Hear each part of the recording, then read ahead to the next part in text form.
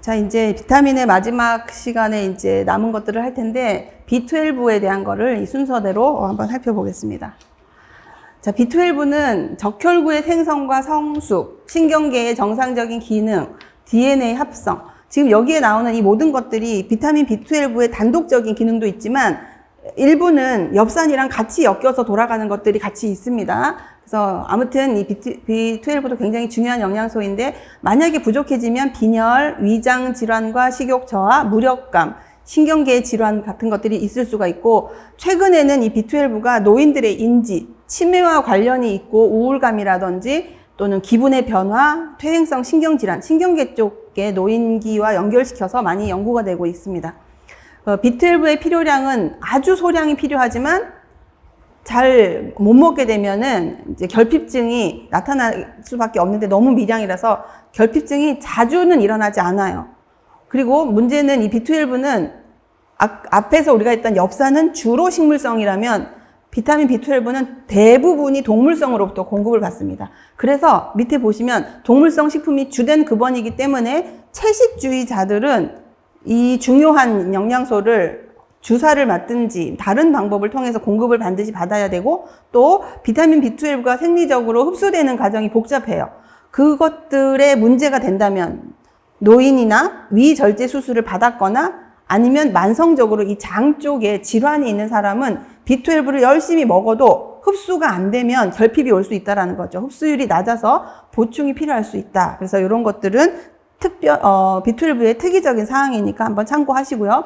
분석 틀을 보시면 주로 동물성 식품 또는 강화시킨 식품 혹은 약재로 된 보충제 등을 통해서 먹게 되고, 노출되는 그 지표들은 혈중의 비타민 B12의 농도 혹은 메틸코발라민이라고 하는 것들에 배설되는 혈액과 소변으로 배설되는 건 혈중의 농도, 또는 트랜스코발라민, 홀로 트랜스코발라민이라고 하는 혈중에서 비타민 B12를 이동시키는 그런 단백질이에요. 그것들의 농도를 같이 보는 거고, 이렇게 이제 먹는 것들을 우리가 봤더니 결핍이 됐을 경우에는 적혈구의 숫자나 크기의 변동이 올 것이고, 혈중의 비타민 B12의 농도의 변화가 올 거고, 또 하나가 혈중에 있는 메틸말로닐산이라는 것이 있어. 이 혈중 메틸말로닐산은 비타민 B12가 있어야만 대사가 돼요.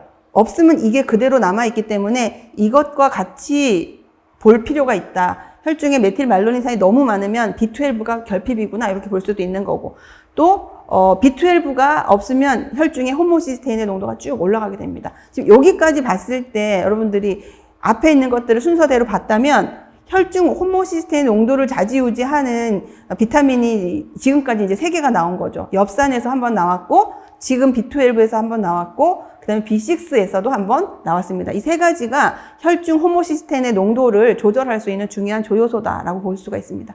이게 건강적인 내용으로 가면 거대 저각성 빈혈, 신경증에 대한 것들, 그 다음 소화기계 쪽의 장애, 심혈관계 질환. 이 심혈관계가 바로 혈중 호모시스테인의 증가와 관련된 내용이다라고 볼 수가 있고, 적혈구의 크기가 거대 저각성 빈혈과 관련된 증상이다라고 볼 수가 있습니다.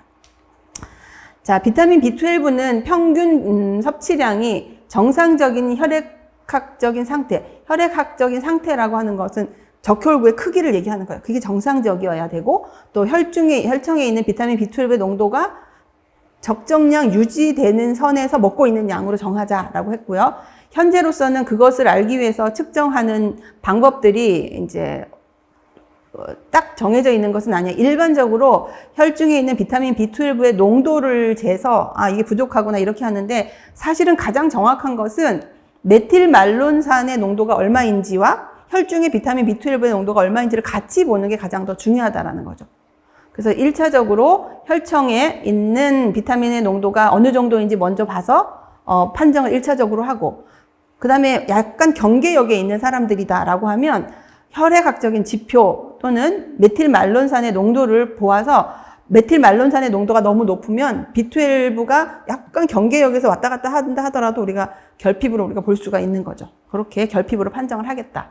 그래서 연결되어져 있는 것이 메틸말론산이다.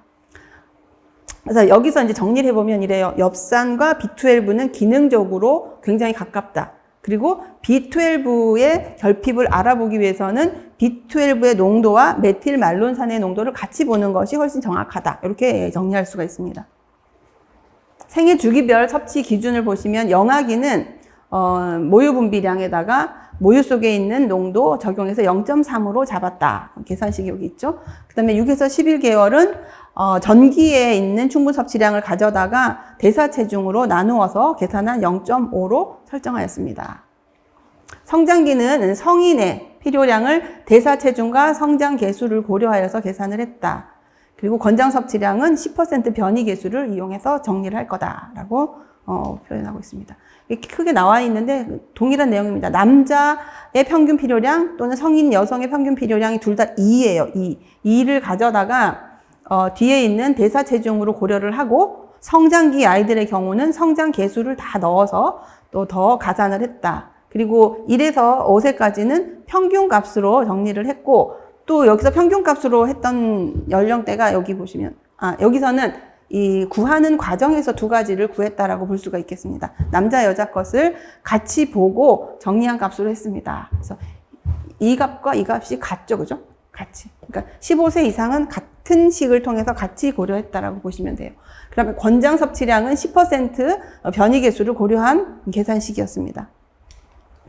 성인기와 노인기, 이것도 이제 많은 연구에서 정상 성인이 필요한 양이 1이라고 추정을 했고, 이 중에서 식품으로 섭취한 비타민 B12는 흡수율이 50%다라고 하는 것을 적용을 한 거예요. 그러니까 필요량이 1인데 내가 1만큼 먹으면 0.5만큼 밖에 내가 이용을 못하니 필요한 것이 1일 때는 2만큼 먹어야 된다라는 계산인 거죠. 그래서 계산을 보면 필요량에 대한 부분들을 이제 고려를 해서 흡수율을 보정한 거예요.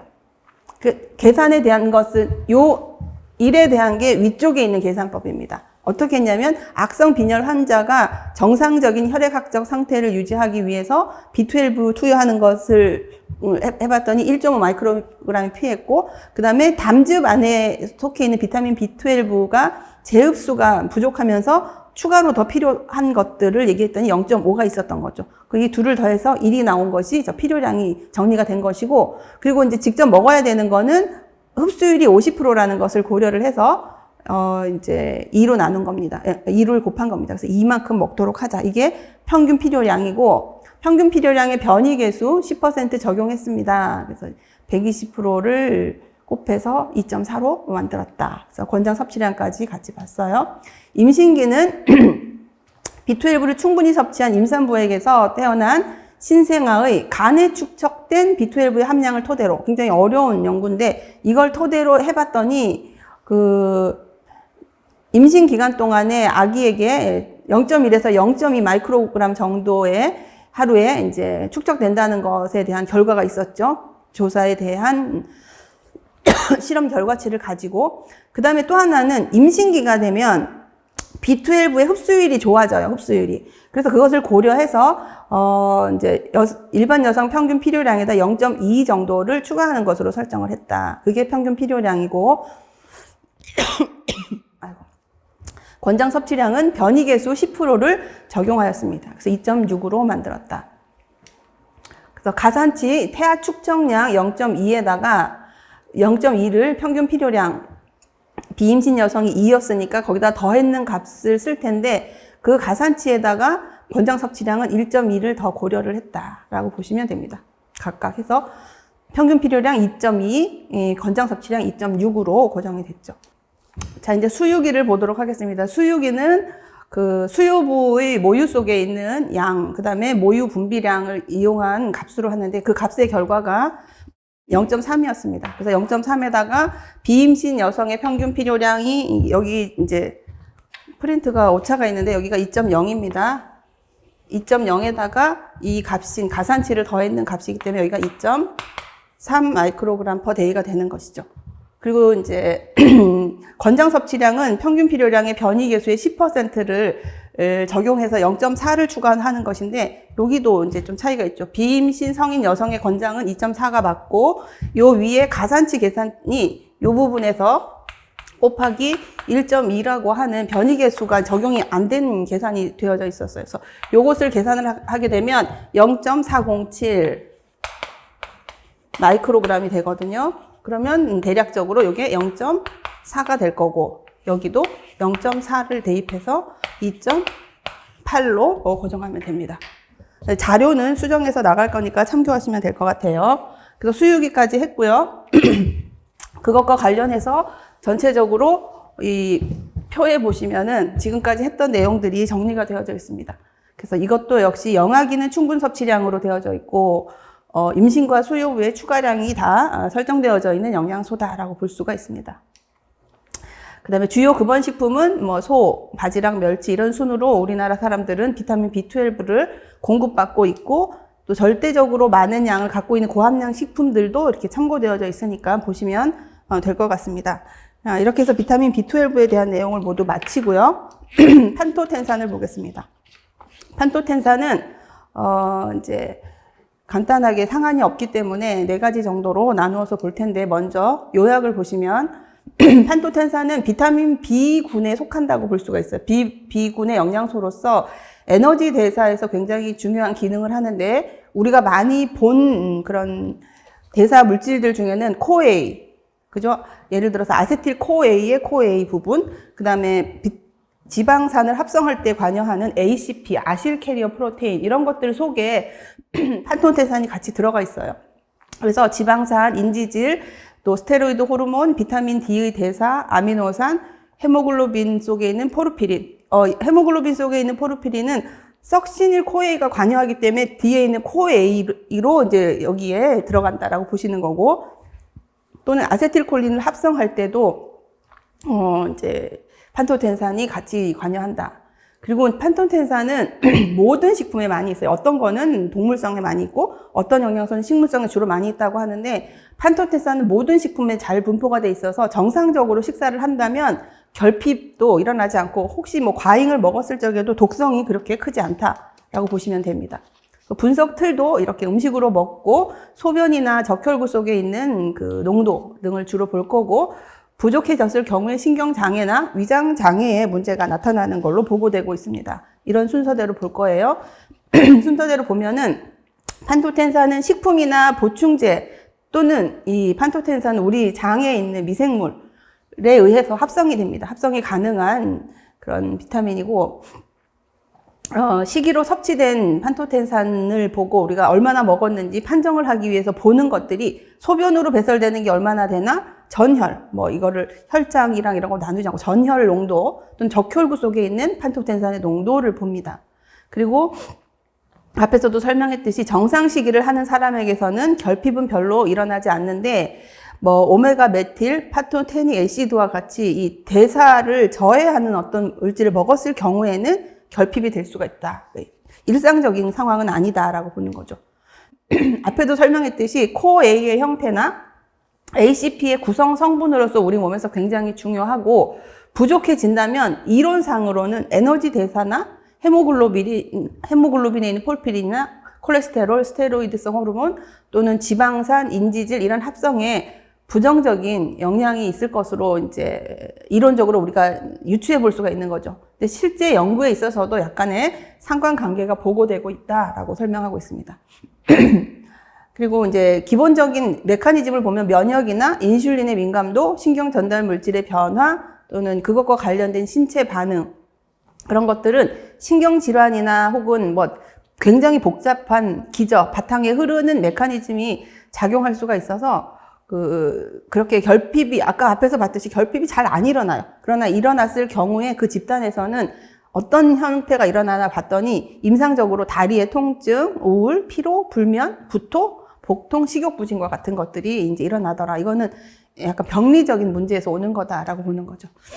생애 주기별로 볼 때 영아 전기는 모유 영양에다가 그 속에 들어있는 판토텐산의 농도를 근거로 해서 1.7mg 설정되었고요.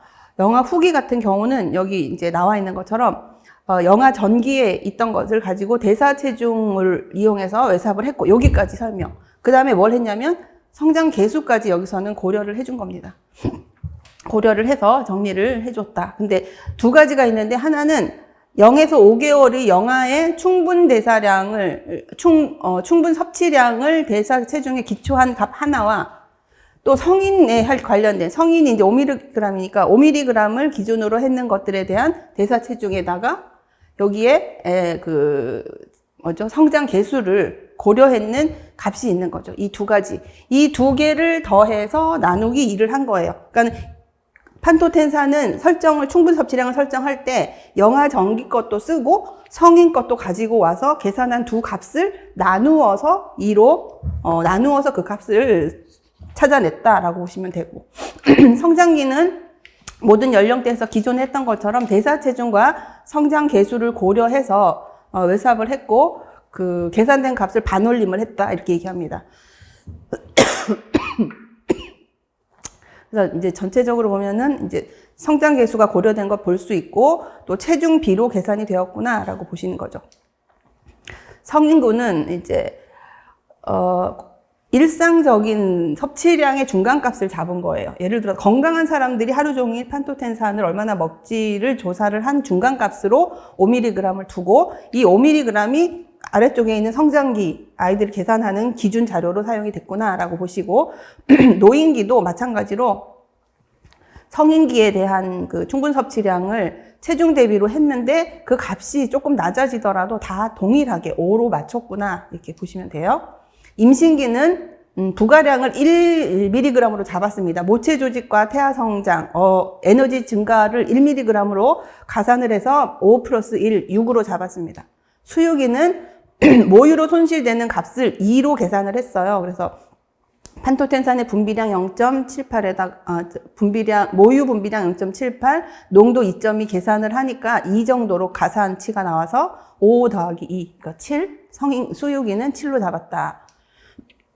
그래서 판토텐산은 임산부와 수유부에게 추가량이 있는 영양소다라고 볼 수가 있죠. 그리고 주요 급원은 쌀을 통해서 많이 또 맥주, 배추, 김치 이런 것들이 우리의 판토텐산의 급원이었고 고함량은 뭐 산초가루나 청국장, 영지버섯 이런 종류들이 고함량 식품으로 조사되어져 있습니다. 자, 이제 마지막으로 비오틴을 보면 우리가 비타민을 다 볼 수가 있게 되는 거죠. 비타민도 요약하는 부분, 분석 틀과 지표 설정까지 이제 같이 섭취 기준까지 보도록 할게요. 자, 비오틴은 포도당, 지방산, 측세 아미노산, 그러니까 곁가지 아미노산 대사에서 이제 주로 많이 쓰이는데 이때 하는 게 뭐냐면 카르복실라제라고 하는 조효소로서 작용이 되는 거죠. 우리가 제일 잘 아는 그 비오틴이 들어가는 거는 당을 신성할 당 신생 대사가 될 때 피루부산이 옥살로 아세테이트가 됩니다. 그 옥살로 아세테이트가 될 때 CO2가 들어가야 되는 상황에서 비오틴이 조효소로 작용한다. 그러니까 탄소를 CO2를 조직 안으로 구성해 붙일 때 필요한 것이 바로 비오틴이다라고 봅니다. 그래서 지방산 합성에도 필요하고 지방산 산화 조절, 포도당 신생 합성 이런 데 이제 생리적으로 깊이 관여한다라고 보면 되고요. 그리고 비오틴은 굉장히 다양한 식품에 함유되어져 있다고 합니다. 그리고 또 하나가 이제 순환을 하면서 재사용이 가능한다는 거예요. 한번 사용된 게 그냥 배설되는 것이 아니고 그 체내 비오틴 회로라고 하는 것이 있는데 그걸 통해서 재사용이 가능하다. 그래서 건강한 사람들 사이에서는 대표적으로 이 비오틴 결핍은 잘 나타나지 않는다라고 설명합니다. 근데 혹시라도 나타나면 그 임상적인 증상이 피부 발진, 안면 지방 분포의 이상, 결막염, 설염, 탈모 이런 것들이 나타나는 거죠. 여기 보는 것처럼 식품을 통해서 하고 이제 우리가 비오틴에 대한 것을 측정하기 위해서는 소변 속에 있는 비오틴, 그다음에 소변 속에 있는 하이드록시 이소발레르산 이게 그 곁가지 아미노산이 대사되는 가운데 나오는 어떤 대사 물질인데 그것도 보는 거고 마찬가지로 3하이드록시 이소발레리 카르니틴이라고 하는 것도 뇨와 소장에서 우리가 보면서 비오틴에 대한 거를 이제 가늠할 수가 있습니다. 보면 카르복실화 효소 이런 것들이 있죠. 케톤증. 또 결핍이 되면 피부 질환이나 모발에 많이 있어요. 그래서 요즘 그 TV에서 어떤 건강기능식품을 할 때 이 속에 비오틴이 같이 들어있습니다 하면 이제 좀 가격을 높이 하기도 하는데 모발과 관련된 데 많이 들어가 있어요. 신경장애에도 영향을 주고 부족했을 경우. 비오틴의 지표 설정은 식품과 보충제 혹은 이것도 앞에 우리가 했던 판토텐산처럼 장내 미생물에 의해서 합성이 가능한 비타민이죠. 그리고 그 영양 상태를 판정할 수 있는 지표는 앞에서 봤듯이 혈액과 소변 중에 있는 비오틴 또는 그 대사물들, 그리고 조효소로 작용하는 어떤 대사 속에서 나오는 대사물들, 이런 것들을 통해서 우리가 얼마나 많이 섭취하고 있는지 영양 상태를 판정할 수 있습니다. 그 지표는 단백질의 비오틴과 카르복실 효소의 어떤 활성도 같이 보는 것, 또 케톤 산증, 유기산뇨증 이런 것들, 또는 건강 상태는 피부에 문제가 오거나 모발 혹은 신경 장애에 비오틴이 관여를 한다. 그래서 이제 앞에서 얘기했듯이 영양 상태 판정을 위해서 비오틴과 대사산물의 소변 배설량 주로 보고 아니면 같이 보면서 해석하기도 한다. 그 이외에도 관련된 대사 속에서 만들어지는 중간 물질들을 쭉 배설량을 통해서 보겠다라는 거. 그리고 마지막에는 프로피오닐 코에이 카르복실라제의 활성도라는 것은 이 활성도를 통해서도 비오틴의 그 결핍이라든지 영양 상태를 볼 수가 있어요. 나머지는 소변에 있는 농도, 혈액 중의 농도를 보는데 여기서는 효소의 활성도를 통해서도 볼 수도 있다. 자, 이제 생애주기별 비오틴 섭취 기준을 영아기부터 볼게요. 영아기는 이제 전기 같은 경우는 모유 섭취량 780에 모유 속에 있는 비오틴의 농도 6마이크로그램 계산을 해서 5마이크로그램 나왔고, 영아 후기는 체중 대비로 계산을 한 값인 7로 정리가 되었습니다.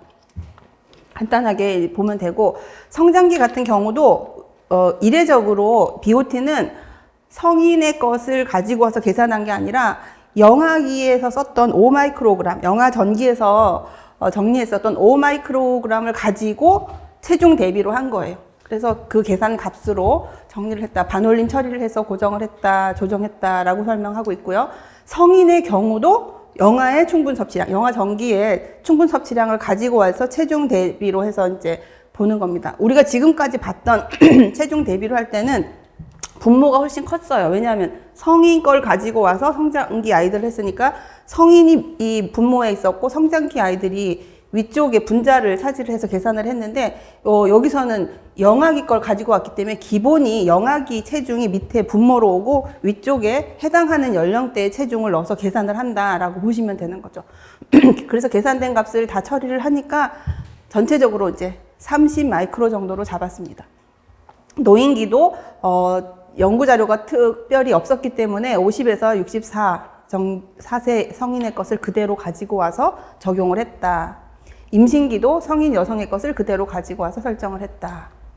수유기는 영아 모유 섭취량에 대한 그 값이 있었잖아요. 그죠? 영아기 때. 그러니까 그것이 5였기 때문에 그 값을 그대로 성인 여성의 충분 섭취량 30에다가 5를 가산해서 35로 잡았습니다. 그래서 요 해당하는 값은 영아기 전기 때 했던 계산식이랑 똑같죠. 그러니까 그 먹은 입장에서는 영아기고 준 입장에서는 수유기이기 때문에 그것을 더 가산을 했다라고 보시면 돼요. 그래서 30인 비수유 성인 여성의 충분 섭취량에다가 5만큼 가산치 더하면 35다. 전체적인 연령에서도 보면 임신부에는 추가량이 없지만 수유부에는 비오틴 추가량이 있고, 주요 급원으로는 달걀, 맥주, 우유 성분들에 이제 비오틴이 주로 많이 있었고, 우리나라 경우 고함량 식품은 많은 이제 익숙하진 않지만 많은 식물성 식품들에서 좀 많이 나타나는 그런 영양소라고 볼 수가 있습니다. 자, 이렇게 해서 수용성 그 비타민에 대한 내용도 다 한번 살펴보았습니다.